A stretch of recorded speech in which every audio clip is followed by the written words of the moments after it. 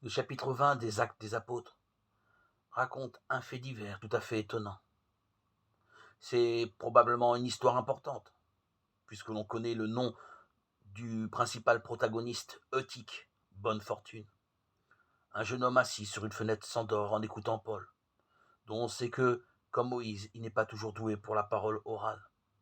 Comme ils sont au 3e étage, il tombe par la fenêtre et ne bouge plus. Il était mort. Panique dans l'assemblée, Paul se précipite, prend le jeune homme dans ses bras et se rend compte qu'il respire. Est-ce un miracle ou simplement une grosse frayeur? Le texte nous laisse libre de l'interpréter comme nous le souhaitons. Une fois tout le monde rassuré, Paul remonte manger avec les autres. Ce que suggère le terme rompre le pain, puis le jeune homme étant bien vivant, il continue à enseigner jusqu'au lever du jour, et sans doute que tout le monde a évité la fenêtre.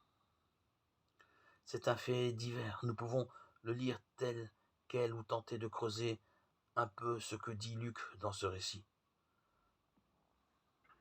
Nous sommes le premier jour de la semaine et Paul doit partir le lendemain. Tomber dans la mort pour en être relevé, c'est peut-être aussi l'humanité. Et chacun de nous qui, comme le jeune homme est tombé depuis Adam dans l'impossibilité de faire le bien qu'il veut faire, et fait le mal qu'il ne voudrait pas. Romains 7, 19. Mille heureuse fortune, nous en sommes tous bénéficiaires puisque c'est dans cette chute que le Christ nous a rejoints.